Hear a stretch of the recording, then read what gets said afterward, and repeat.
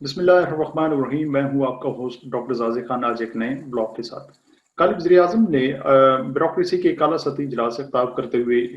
एक बयान जारी किया और उस बयान में उन्होंने इस बात का इतराफ़ किया कि किसी भी नई जमात को जो मुंतखब हो तो उसे इक़्तिदार में आने से पहले अपना होमवर्क मुकम्मल कर लेना चाहिए और उस जमात को या किसी पार्टी को उस वक्त तक इक़्तिदार में नहीं आना चाहिए कि जब तक उसकी तैयारी मुकम्मल ना हो, उसे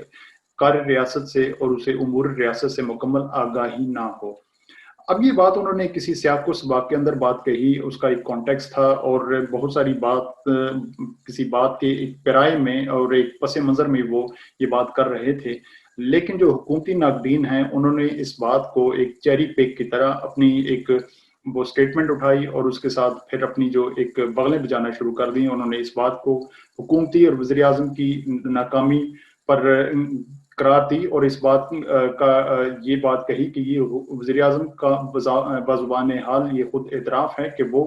उनकी जमात या वो खुद डिलीवर करने में नाकाम साबित रहे। जबकि हुकूमत के जो हमायती हैं वो इसे वज़ीर-ए-आज़म की फ़राग़दिली या आला ज़रफ़ी करार दे रहे हैं कि वज़ीर-ए-आज़म ने अपनी ज़ुबान से जो उन्हें मुश्किलात दरपेश आईं, चाहे वो रियासत के इदारों की तरफ से हों या ब्यूरोक्रेसी की तरफ से या जो भी मुआशी मुश्किलात हैं, उनकी जानिब से उनका खुलकर इज़हार कर दिया। तो अब ये दो चूँकि तबक़ात हैं, एक हमायत में, एक मुखालफत में, तो उनकी ये जो एक डिवाइडेड जो एक परसेप्शन है, वो बात समझ आने वाली है। लेकिन अगर हुकूमती नाक़दीन ये बात कहें कि हुकूमत के वज़ीर-ए-आज़म ने अपनी जुज़वी नाकामी का इतराफ़ कर लिया, तो ये भी बात कदरे और किसी हद तक दुरुस्त भी है। हम ये देखते हैं कि वज़ीर-ए-आज़म के जो उनका अदारा-जाती या मुआशी इस्लाहात का एक एजेंडा था, जो उनके मंशूर का हिस्सा था और जो अवामी तवक्कुआत के बुलंद बांग दावों के साथ वो इक़्तिदार में आए थे, वो उन्हें पूरा करने में किसी हद तक नाकाम भी साबित रहे। अब इसमें ये देख लीजिए कि अब जिन अदारों में उन्होंने इस्लाहात का अहद किया था, उनमें किस हद तक इस्लाहात नाफ़िज़ हुई या उन इस्लाहात पर किस हद तक पेशरफ़्त की गई। अदलिया की मिसाल ले लीजिए कि अदलिया जो एक बुनियादी तौर पर आवाम के मसाइल लोअर लेवल में या जो निचली अदालतों में उनके मसाइल रहे, वो एक पेचीदा मसला और एक गंजलक एक ऐसा मसला कि जिसमें वक़्त की बर्बादी भी हुई या सरमाए की बर्बादी भी एक साइड की होती है, तो उसमें देखते हैं हम कि किस हद तक अभी तक इस्लाहात नफ़ाज़ किया गया या उनमें बेहतरी लाने की कोशिश की गई। इसी तरह अगर आप पुलिस का निज़ाम देखें, तो पंजाब की हद तक अगर आप देखें कि जिसमें पहली मर्तबा पीटीआई को इसका मैंडेट मिला और पीटीआई ने और पंजाब में जो पुलिस का एक निज़ाम, बोसीदा निज़ाम या एक ऐसा निज़ाम कि जो मुक़्तदर तबके के मफादात के तहफ़्फ़ुज़ करता है, तो उसमें कितनी इस्लाहात नाफ़िज़ हो चुकी हैं। गुज़श्ता 2.5 साल में 5 आईजीज़ तब्दील हुए और अभी तक कोई ऐसा आईजी या जिस पर हुकूमत का एतमाद कायम हो और वो इस्लाहात का एक ऐसा एजेंडा उसका निफ़ाज़ करे कि जिसमें जो अवाम हैं, उनका जो डिस्ट्रस्ट है पुलिस के निज़ाम पर, वो कम किया जा सके। तो पुलिस का ये जो इस्लाहाती एजेंडा है, ये भी अभी तक अधूरा है। इसके बाद जब आप तालीम और सेहत के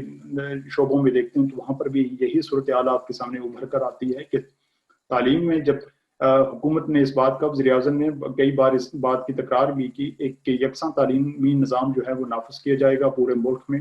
तो अभी तक वो यकसा तालीमी निज़ाम की गुज़ारिशात पर और उसकी जो रिकमेंडेशंस हैं, उस पर काम हो रहा है, लेकिन उसके नफ़ाज़ की जो अमली सूरत-ए-हाल है, वो भी दूर-दूर तक उसके आसार दिखाई नहीं देते। इसी तरह अगर आप ब्यूरोक्रेसी की बात करें, और मेरे ख़्याल में ये जो इनकी स्टेटमेंट जारी हुई, ये दरअसल ये ब्यूरोक्रेसी की नाकामी का इतराफ़ होना चाहिए, वज़ीर-ए-आज़म या हुकूमत की नहीं। क्योंकि हुकूमत या सियासी जो इसमें जो आपकी जो क्लास हो, उसका काम तो पार्लियामेंट में फैसला कानून साज़ है, उनका काम फैसला साज़ी करना है, लेकिन उसके बाद इंतज़ामिया का काम, नौकरशाही का काम, उन फैसलों का अमली निफ़ाज़ करना है। तो अब अभी तक हुकूमत जो है, बिलख़ुसूस इमरान खान, वो अपनी तुंदही से अपनी कारकर्दगी दिखाने की कोशिश कर भी रहे हैं। वो अपनी इस बात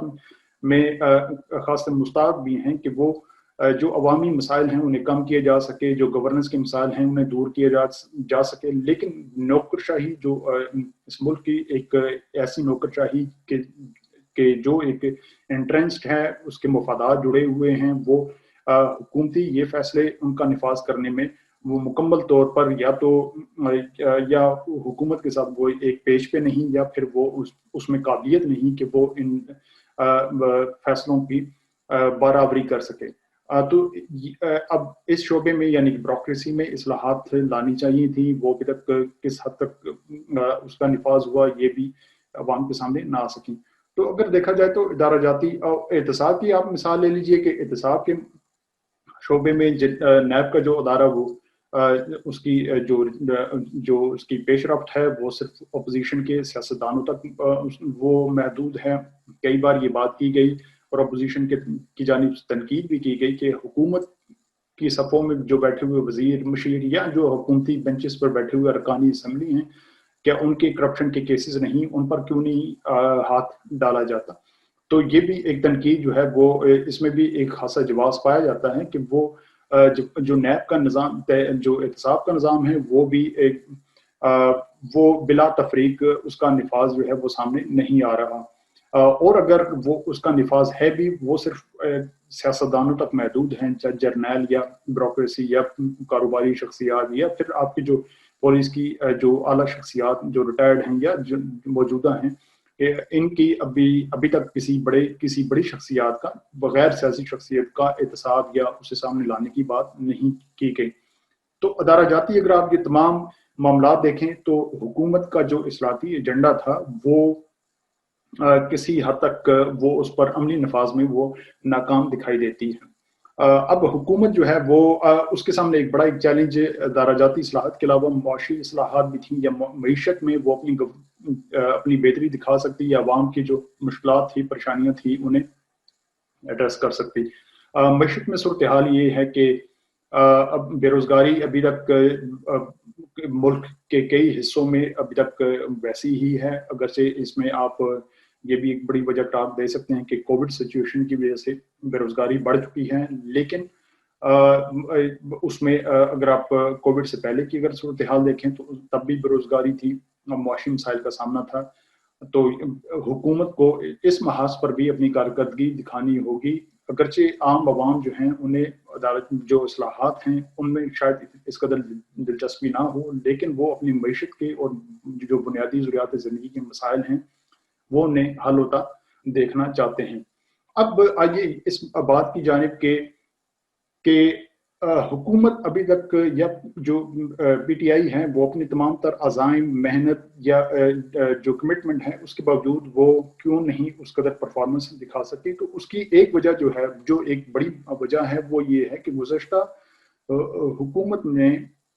پی ٹی آئی کے جو اراکین اسمبلی ہیں جو انہیں جو کچھ سیکھنا چاہیے تھا اس دور حکومت میں، یعنی نواز شریف کے دور حکومت میں، وہ پی ٹی آئی نے نہیں سیکھا، اور وہ یہ ہونا چاہیے تھا کہ اس وقت وزیر اعظم کو اس بات کا اندازہ ہونا چاہیے تھا کہ اگر وہ اگلی حکومت لینے میں وہ ڈٹرمن ہیں، وہ ان کا عزم ہے کہ وہ اگلی حکومت میں آئیں، تو انہیں پھر پچھلی حکومت یعنی موجودہ نواز شریف کی حکومت میں رہتے ہوئے امور ریاست، بیوروکریسی اور دیگر تمام اداروں کے جو میکنزمز ہیں، ورکنگ میکنزمز، انہیں سمجھنا ہوگا، اور اس کا واحد حل یہ تھا کہ وہ ارکان اسمبلی کو، اپنے اراکین اسمبلی کو قائمہ کمیٹیز جو ہیں یعنی پارلیمانی جو کمیٹیز ہیں ان کا حصہ بناتے، وہاں پر وہ دیکھتے کہ یہ جو آپ کی بیوروکریسی ہے وہ جس قسم کی گیمکس ہیں یا جس قسم کے ان کے ہتھ کنڈے ہیں انہیں کیسے سمجھا جا سکتا ہے، کیونکہ اس بات کو سمجھنا ہوگا کہ جو عملی نفاذ، جو انتظامی، جو آپ کی پالیسی کے اقدامات ہوتے ہیں ان کا عملی نفاذ وہ بیوروکریسی کے ہاتھ ہوتا ہے، اور وہ بیوروکریسی کی جو آپ کی شاطر چالیں ہیں یا ان کے کام کرنے کا انداز وہ آپ کو صرف پارلیمانی کمیٹیوں میں رہ کر ہی سمجھ آ سکتا ہے۔ تو اس وقت اگر وزیر اعظم جائے وہ ایک احتجاجی تحریکیں چلانے کی، یا وہ جو اپنا معاملات وہ بھی ساتھ رکھتے لیکن اپنے اراکین اسمبلی کو اور اپنی ایک ایسی ٹیم تشکیل دیتے جن کی وہ وہاں پر پارلیمانی کمیٹیوں میں رکھ کر ان کی ٹریننگ کرتے، انہیں یہ تمام معاملات بخوبی سمجھ آ سکتے، اور ان کی ایک کلوز کوآرڈینیشن ہو جاتی بیوروکریسی کے ساتھ یا دیگر اداروں کے ساتھ کہ اقتدار میں آنے کے بعد وہ ان معاملات کو جو اس ادارے کی یا بیوروکریسی کی جو کمزوریاں ہیں، جو ان میں نقائص ہیں، جو ان کی انیفیشنسیز ہیں انہیں پھر کیسے